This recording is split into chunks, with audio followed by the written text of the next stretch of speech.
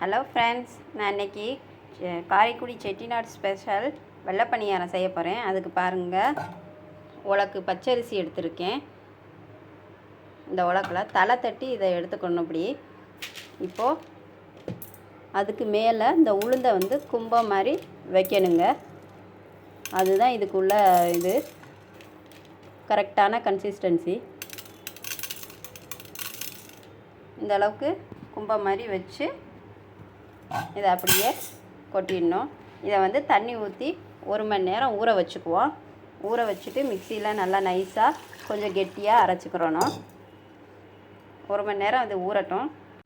பாருங்கள், நல்லா அரிசி உளுந்தெல்லாம் நல்லா ஊறிடுச்சு. இதை நம்ம இப்போ அரைச்சிக்கலாம். கொஞ்சம் ஜவ்வரிசி, கொஞ்சோண்டு ஒரு கை ஜவ்வரிசி அள்ளி ஊற வச்சுருக்கேன். அதையும் கொஞ்சம் சேர்த்து அரைச்சோம்னா கொஞ்சம் நல்லா சாஃப்டாக இருக்கும். பாருங்கள், இதை நல்லா அரைச்சாச்சு. இப்போ இதில் தேவையான அளவு உப்பு போட்டுக்குவோம்.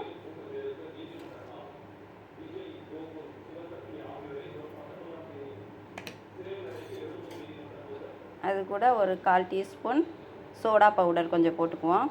இதெல்லாம் சேர்த்து இப்போ நல்லா கலந்து வச்சுருவோம் ஒரு 5 நிமிஷத்துக்கு. பாருங்கள், நல்லா மிக்ஸ் பண்ணியாச்சு. இந்த கன்சிஸ்டன்சி அளவில் இந்த மாவை வைங்க. ரொம்ப கெட்டியாகவும் இல்லாமல் ரொம்ப தண்ணியாகவும் இல்லாமல் இருக்கணும். இப்போ ஒரு 5 நிமிஷம் ஆகட்டும், அதுக்கப்புறம் ஊற்றலாம். பாருங்கள், மிக்ஸ் பண்ணி வச்சு நமக்கு ஒரு 5 நிமிஷம் ஆச்சு. இப்போ இதை நல்லா பலாரம் ஊற்றலாம். கடாயை வச்சு எண்ணெய் ஊற்றியாச்சு. நல்லா சூடாகவும் இருக்குது பாருங்கள். இப்போ இதில் பலாரத்தை ஊற்றுவோம்.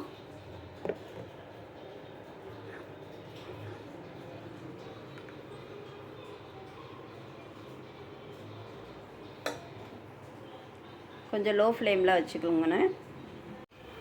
பாருங்கள் எப்படி எலும்பி வரான் பாருங்கள்.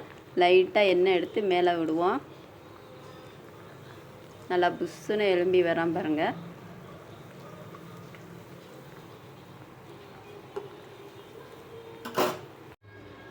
இப்போ பாருங்கள், இன்னொன்று ஊற்றிக்கலாம்.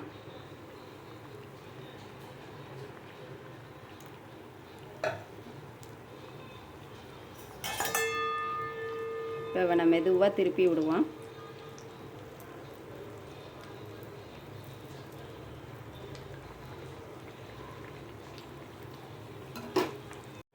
பாருங்கள், இப்போ நல்லா வெந்துருச்சு பாருங்கள்.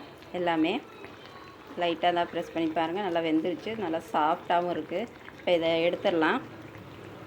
நல்லா ஆயிலை வடிச்சிட்டு அப்படியே எடுத்துருங்க.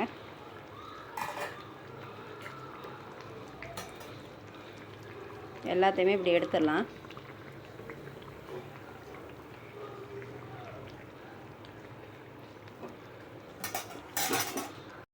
பாருங்கள், சூப்பரான செட்டிநாடு ஸ்பெஷல் வெள்ளை பணியாரம் ரெடி ஆகிடுச்சு. நல்லா சாஃப்டாக இருக்குது பாருங்கள். எவ்வளோ சாஃப்டாக இருக்குது பாருங்கள். இதுக்கு சைடிஷாக கார சட்னி வச்சுருக்கேன்.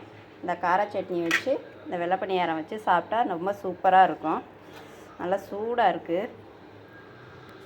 இது செஞ்சு சாப்பிட்டு பாருங்கள். இந்த வீடியோ பிடிச்சிருந்தா லைக் பண்ணுங்கள், சப்ஸ்கிரைப் பண்ணுங்கள்.